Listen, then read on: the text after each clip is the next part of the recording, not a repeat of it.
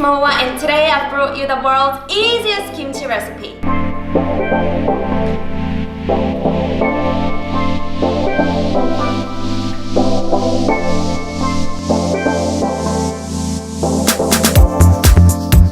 This recipe is by the owner of this Korean restaurant in Korea that's in Michelin Guide, so it's supposed to be really good but very simple to make.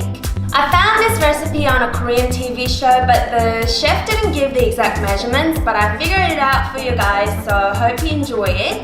And this recipe requires just normal cabbage, not Chinese cabbage, so it's very easy to get hold of, so yeah. 250 grams of the cabbage, half a cucumber, and a small knob, just a very tiny small knob of ginger, and about 4 cloves of garlic, and a tablespoon of chili powder, which you can put more of if you like a bit of a spice, and half a teaspoon of salt. Okay, so let's get into action. I'm just gonna cut up the cabbage and the cucumber to just small bite sizes.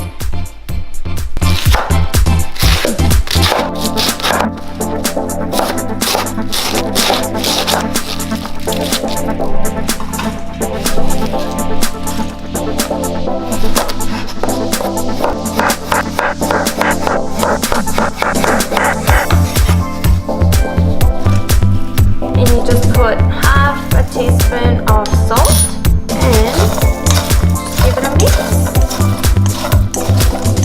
Okay, so that's all the hard part done. The cabbage and the cucumber need to be seasoned, so you just need to set this aside for about 2 hours.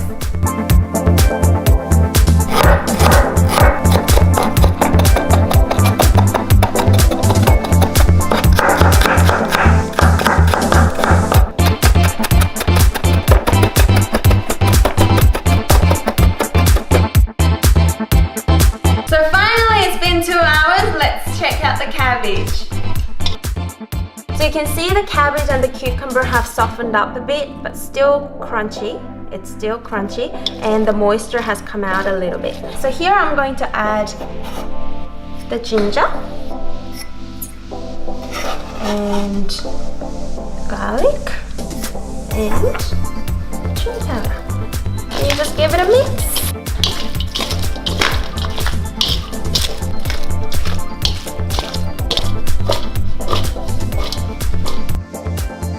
Voila! That's it, guys. That's how you make this kimchi. It's like, as I said, the easiest. But easy doesn't mean bad. It's by one of the best chefs in Korea. You guys can either eat it straight away, almost like salad, with a bit of sesame oil. Or if you guys want to have it as a normal fermented kimchi, then put it in a container and store it for about 3 to 4 days in room temperature. And after that, you can eat the kimchi as your normal side dish, or you can use it for kimchi jjigae, the kimchi hot pot, or kimchi fried rice, or any other dishes that you want to put it into. When you put it in a container, please don't use any sesame oil. That's a big no-no.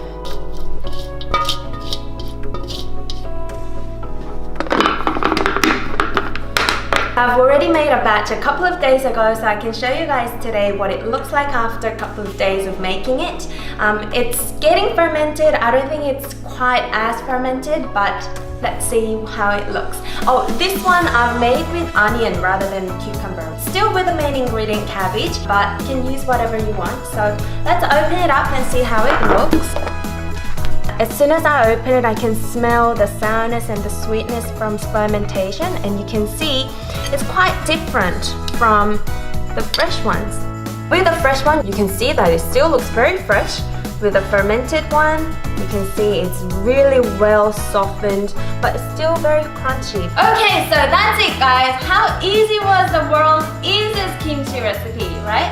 So next episode, I'm going to show you how to make kimchi fried rice with a fermented kimchi, and see you guys next week. Bye!